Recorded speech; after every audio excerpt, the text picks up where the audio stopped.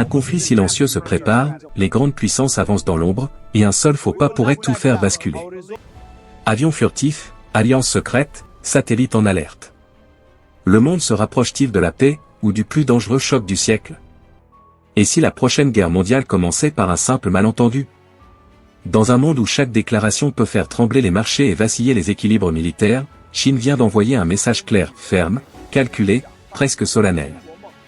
Pékin affirme soutenir le gouvernement et le peuple de l'Iran dans la préservation de leur stabilité nationale et de leurs droits légitimes. Mais derrière ces mots diplomatiques se cache une réalité bien plus lourde, la crainte d'un embrasement régional. Face aux rumeurs persistantes d'une possible attaque américaine contre la République islamique, la Chine ne s'est pas contentée d'un silence prudent. Lors d'une conférence de presse, un porte-parole du ministère chinois des Affaires étrangères a déclaré que Pékin soutenait l'Iran dans le maintien de sa stabilité nationale et de ses intérêts souverains. Puis est venu l'avertissement. Dans un message à peine voilé adressé aux États-Unis, Mao Ning a rappelé que la Chine prône, systématiquement, le règlement des différends par des moyens politiques et diplomatiques, et s'oppose à l'usage, ou à la menace, de la force dans les relations internationales. Des mots pesés, mais prononcés dans un contexte explosif. Car au même moment, le président américain Donald Trump intensifie le renforcement militaire au Moyen-Orient, le plus important depuis l'invasion de l'Irak en 2003.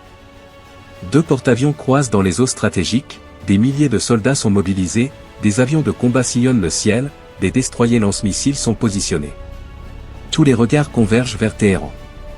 Coïncidence troublante, cette démonstration de force intervient le jour même où des délégations iraniennes et américaines se rencontrent à Genève pour un 3e cycle de négociations indirectes sur le nucléaire. Dialogue d'un côté.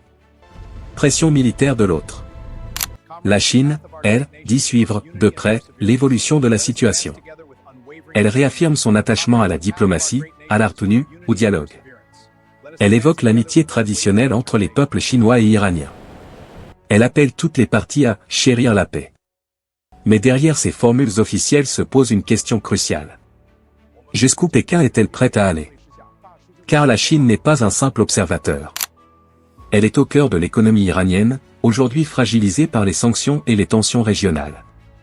Selon l'Organisation mondiale du commerce, plus d'un quart du commerce total de l'Iran en 2024 s'effectuait avec la Chine. Les chiffres parlent d'eux-mêmes, environ 18 milliards de dollars d'importations chinoises vers l'Iran, 14,5 milliards d'exportations iraniennes vers la Chine. Un partenariat colossal. Vital. Les entreprises énergétiques chinoises participent directement à l'extraction pétrolière offshore dans les eaux iraniennes. Et en 2021, les 2 pays ont scellé un accord stratégique de 25 ans, prévoyant jusqu'à 400 milliards de dollars d'investissement chinois. Ce n'est plus une simple relation commerciale. C'est un axe stratégique. Alors si la tension se transforme en confrontation ouverte, la Chine restera-t-elle dans le cadre diplomatique qu'elle défend avec constance, ou assisterons-nous à un basculement majeur de l'équilibre mondial? Car cette crise ne concerne plus seulement Washington et Téhéran. Elle redessine les lignes de fracture d'un nouvel ordre international.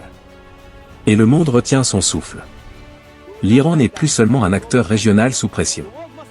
Il est devenu un pivot stratégique au cœur de l'ambition mondiale de Xi Jinping.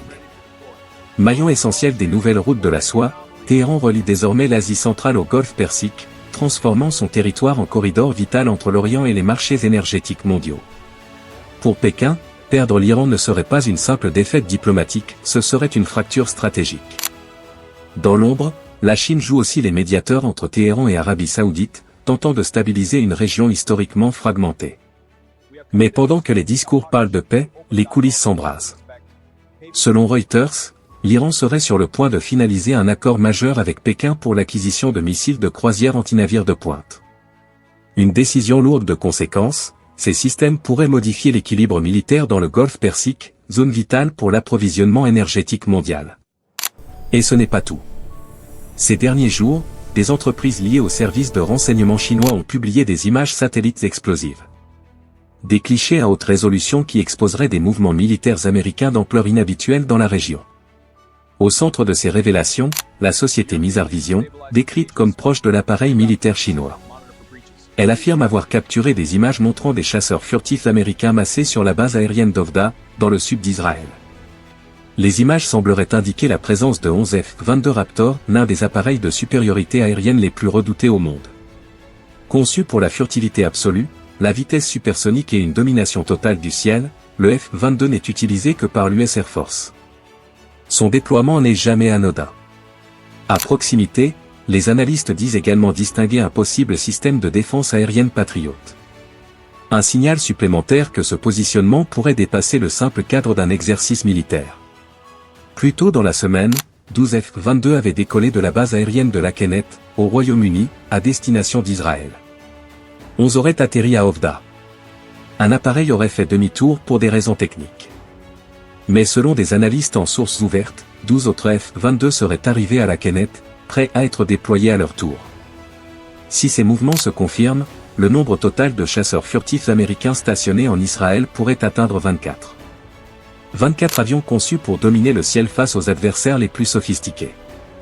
Ce type de déploiement, sur des bases israéliennes pour des missions potentiellement opérationnelles, et non pour de simples exercices, marque un tournant stratégique. Pendant ce temps, à Washington, le président Donald Trump évalue ses options face à Téhéran. Diplomatie fragile à Genève. Renforcement militaire discret mais massif au Moyen-Orient. Partenariat stratégique sino-iranien qui se consolide. Le monde observe. Car si l'Iran se transforme en point de friction directe entre Washington et Pékin, ce ne sera plus une crise régionale. Ce sera un test de puissance. Et peut-être le prélude à la confrontation la plus dangereuse de cette décennie. Mais au-delà des mouvements visibles, avions, satellites, déclarations officielles, c'est une autre bataille qui se joue. Une bataille silencieuse. Économique. Technologique. Invisible aux yeux du grand public. Car derrière les F-22 et les systèmes d'antimissiles, il y a les flux énergétiques, les routes maritimes et le contrôle des détroits stratégiques. Le détroit d'Ormuz, par lequel transite une part cruciale du pétrole mondial, devient une pièce centrale de l'échiquier. Si l'Iran décidait d'y exercer une pression militaire accrue grâce à de nouveaux missiles anti-navires, les conséquences pourraient dépasser largement la région. Une perturbation majeure dans cette zone ferait immédiatement grimper les prix du pétrole, fragiliserait les marchés financiers et mettrait sous tension les grandes économies mondiales, y compris celles qui tentent de rester neutres. Dans ce contexte, la Chine ne raisonne pas uniquement en termes militaires. Elle pense sécurité énergétique, stabilité des chaînes d'approvisionnement, protection de ses investissements stratégiques. Pékin sait qu'un conflit ouvert au Moyen-Orient pourrait freiner sa croissance, perturber ses routes commerciales et compromettre des années de diplomatie patiente. De son côté, Washington doit composer avec une équation complexe, montrer sa fermeté sans déclencher un engrenage incontrôlable. Toute action directe contre l'Iran risquerait d'entraîner des représailles asymétriques, cyberattaques, frappes indirectes, mobilisation d'alliés régionaux. Et c'est là que la situation devient particulièrement dangereuse. Parce qu'aucune des grandes puissances ne souhaite une guerre totale. Mais chacune veut éviter d'apparaître faible. Cette logique d'équilibre instable, où la dissuasion repose sur la démonstration de force, crée un climat où l'erreur de calcul devient le véritable risque. Un tir mal interprété. Un incident maritime. Un drone abattu. Il suffirait d'un seul événement pour faire basculer la région dans une spirale incontrôlable. Alors la question n'est plus seulement militaire. Elle est stratégique, économique et historique. Assistons-nous à une simple montée de pression diplomatique, ou au premier chapitre d'une reconfiguration majeure de l'ordre mondial? Le Moyen-Orient n'est peut-être que l'épicentre visible. Mais les secousses, elles, pourraient être globales. Un autre front, moins visible mais tout aussi décisif, est en train de s'ouvrir, celui de la guerre de l'information. Chaque image satellite publiée, chaque fuite organisée, chaque déclaration calibrée devient une arme. Les grandes puissances ne se contentent plus de déployer des forces, elles façonnent le récit. Montrer un avion, révéler une base, exposer un mouvement militaire, c'est envoyer un signal psychologique autant que stratégique. Dans cette confrontation indirecte, l'opinion publique mondiale devient un champ de bataille. Les marchés réagissent aux rumeurs.